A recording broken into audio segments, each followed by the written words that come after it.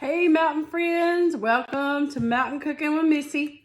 Y'all, today I'm going way back, throwing it way back. Going to show you how to make meal gravy, cornmeal gravy. This is going to be made with some cornmeal mix, and we had this gravy growing up many times, y'all, in Kentucky, and this is one of my favorites. Comfort foods that just reminds me of home, reminds me of mommy and mama. And I'm going to show y'all how to make it, and it's really, really easy. So let's get started. All right, y'all. So we're going to get started on our cornmeal gravy. Now I got my skillet heating up. I'm using this is about a 9-inch round cast iron skillet. Now I'm using White Lily self-rising cornmeal mix. All right, self-rising cornmeal mix already has your flour in it and your cornmeal and all your leavening agents. You don't need to add like baking powder and all that stuff. This is what I've always used, is self-rising cornmeal mix. I don't use Jiffy, I don't use all that stuff. Jiffy really is not cornbread, just by the way, and not knocking it, but it's really not how you make like real cornbread. But I am using this for my cornmeal gravy. It's got the flour and everything already in it. It's going to help thicken it up. Now, this is hot, so what I want to do is to get it that old-timey taste. Now, if you don't want to do lard, you don't have to. I'm putting about a tablespoon of lard in there, and I'm doing a dollop of bacon grease. All right, so this gives it that old-timey taste. If you don't want to do any of these, if you don't want to do animal fat, just do some regular vegetable oil, corn oil, whatever you want to do. But if you're going to make it and you want it to taste that old-timey taste like Mama made, then y'all, they use lard. Yep, they did.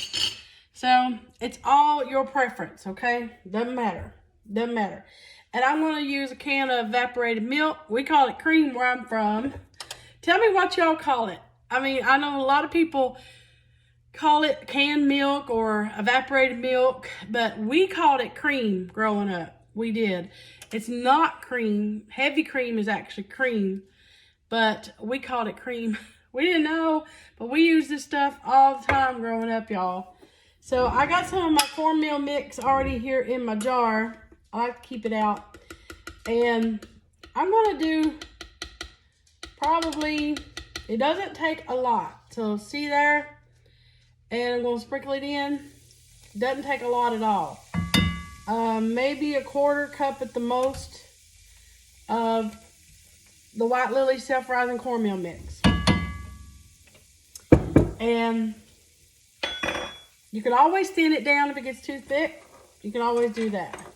Y'all, this old spoon, this was my mom's spoon. And she let me have it when I got married. I remember her making me chocolate gravy with it and all kinds of, just about everything she'd always, and she never measured. And y'all know how that goes. I don't really measure a lot myself. And she'd always get flour, sugar, whatever she had to get out of the canister, she'd always use a spoon. And now I got it. I've had it all these years. It's kind of crooked too, a little bent. That's all right though. It's one of my special spoons. But anyway, so what you're going to do is you want to brown this pretty good. Cornmeal gravy is best when you really brown it good. And it's going to start, this doesn't take long. I don't know if you can tell it on the camera, but it's already starting to turn like a caramel color. And if you're using a cast iron skillet, it's going to turn, it'll turn pretty quick. So I'm just going to give that just a couple more minutes just for the sake of time. And when we come back, we'll put our milk and everything in it. All right, it's getting pretty brown, and you can see that smoke coming up, which is okay.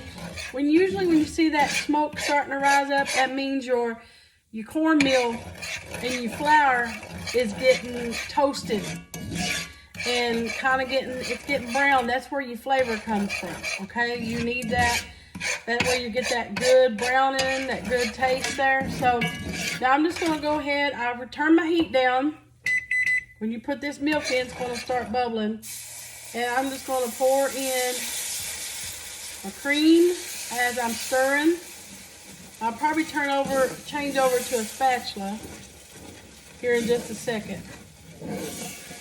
Y'all, when we was growing up, we had cornmeal gravy. Most of the time we'd have cornbread, wilted lettuce. Y'all, we always grew lettuce beds, mustard beds, onions, and especially in the springtime when all that started coming in, we'd make that. We'd make soup beans, cornbread usually, and we'd usually make a skillet of meal gravy. And I like it poured over my wilted lettuce. I know you all have heard, if you've heard of wilted lettuce and onions, let me know. It's a big Appalachian thing. But I think a lot of people in the South, and I don't know, even all over probably have had wilted lettuce with bacon grease poured over it. Y'all, it's my favorite. One of my favorite meals growing up in 10-Yard Holler. One of my favorites. Now, I reduced the heat. I'm going to put plenty of good black pepper in it. You want that. Okay.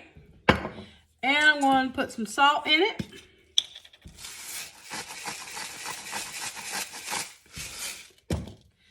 Now I'm going to change over to this whisk. Yeah, look at that. Now you can use water too. Mom actually a lot of times made meal gravy with just water. I like it with milk, but sometimes if it gets a little too thick, I add some water to it. And you can do that. So look at here. And it will thicken as it cools off too. So it's starting to come together. Y'all, you need to smell this. I wish you could smell it. I love Kenzie and Roger won't hardly eat it. He loves regular gravy, like just made with flour.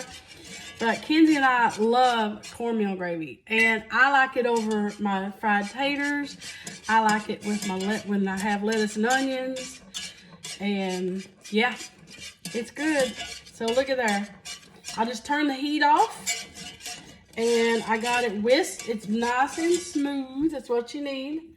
Let me show you with that. Look at that. That's the perfect consistency that you want. Now, make sure you scrape up the goodness off the bottom. Scrape up the goodness off the bottom. And if it gets too thick for your liking, just add some water. And I'm going to just a little. Just a little. There you go. Yeah, buddy. Ready for a good old piece of cornbread. Now, yeah, look at that. Some people like it thicker if you don't, but like I said, I'm going to let it set just a couple minutes. It will thicken up too, but I don't like it super thick because it gets pasty. But I like it about this consistency right here. And because it's going to set a few minutes and it will thicken up. All right, we come back. We're going to eat it. All right, now here's my gravy eating youngin. She loves gravy just about any way she can eat it. But she's going to give y'all a good taste test. I just crumble mine up and just pour it over it. Yeah, so I'm getting ready to mash it together. She's going to mash it all together. You'll need to add some more to it. Probably. Yeah, I'm going to. Yeah. Good old piece of cornbread.